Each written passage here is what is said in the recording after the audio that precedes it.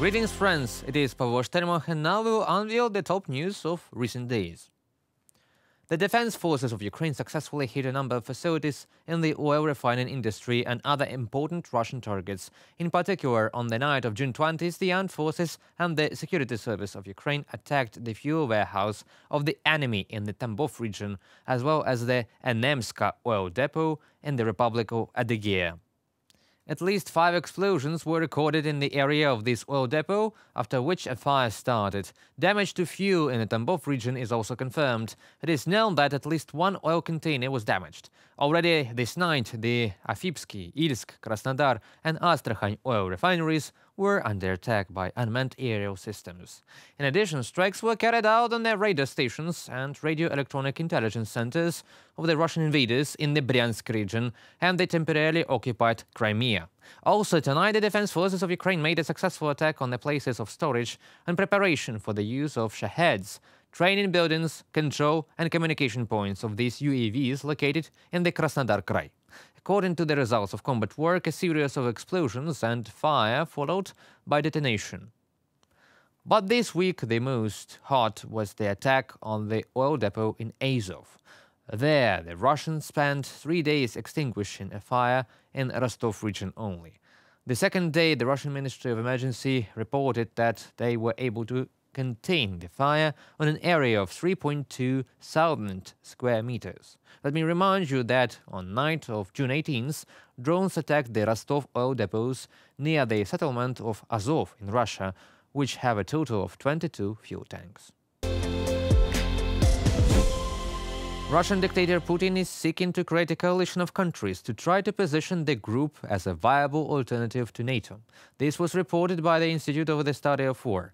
Analysts note that we are talking about countries that have historically warm ties with the former USSR. Thus, on the eve of his visit to Vietnam on June 19th, Putin published an article in the Vietnamese state newspaper Nha Dan, in which he used basically the same information lines as in the article dated June 18th in North Korean state newspaper Rodon Sinmun.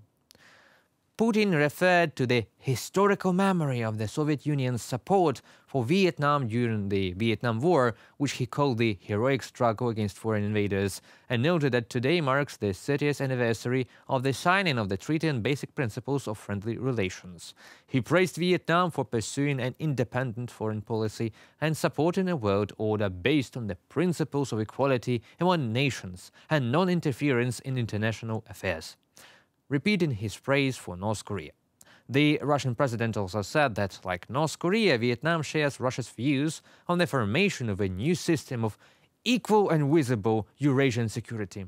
Although Vietnam, like most of Southeast Asia, is usually not included in the political concepts of Eurasia, experts came to the conclusion that the Russian dictator has the goal of creating a coalition of countries that could try to present a real threat to NATO.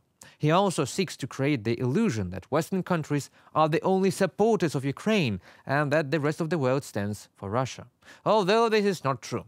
After all, the final communique of the Peace Summit, the first one, was signed by countries from all continents. Moreover, even countries and organizations that were not present in Switzerland also joined later, which, let me remind you, is based on the UN statute and not on new, incomprehensible, but so beneficial for Russia architectures.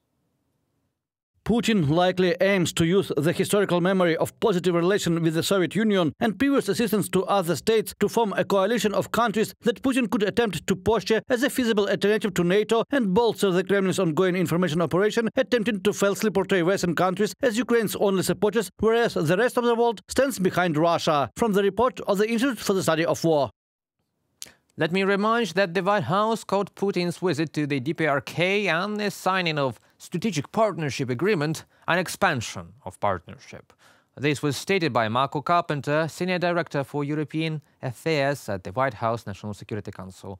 This also speaks to where Russia finds itself on the world stage, he noted. The closest partners for the Russian Federation are North Korea, Iran, Syria, and to a certain extent China. Although it doesn't provide Russia with weapons directly, it sends a lot of dual-use products for the production of advanced weapons systems. According to Carpenter, we are talking in particular about nitrocellulose for the production of gunpowder, optics and machine tools for the Russian military-industrial complex, and this exacerbates the threat to the security of Ukraine and Europe as a whole, he noted. This is, in a broad sense, a coalition that Russia is putting together, the White House spokesman said.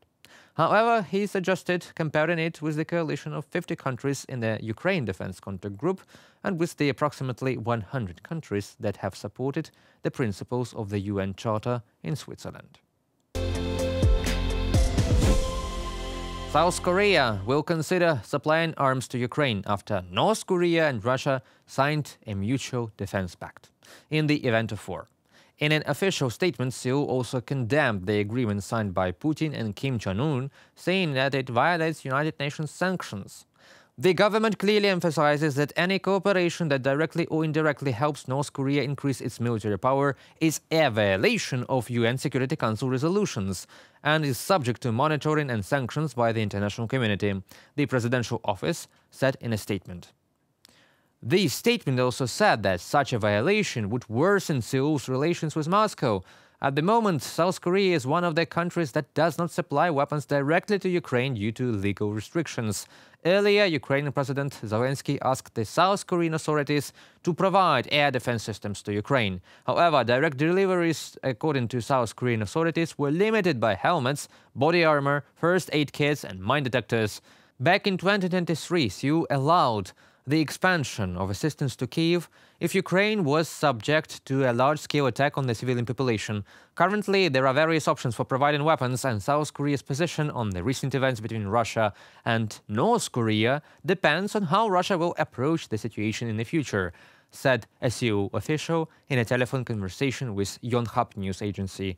Sources in the government told the newspaper that among the potential weapons that South Korea can transfer to Ukraine are 155mm artillery shells, as well as air defense systems. Seoul officials have maintained strategic uncertainty over the types of weapons, seen as a diplomatic move to use pressure on Moscow to deter it from transferring key military technology to Pyongyang. And South Korea will also include another 243 goods on the Russian sanctions list. Restrictive measures will also be introduced against 8 individuals, 5 organizations and 4 ships that are involved in the illegal transportation of weapons and oil transshipment between Russia and the DPRK.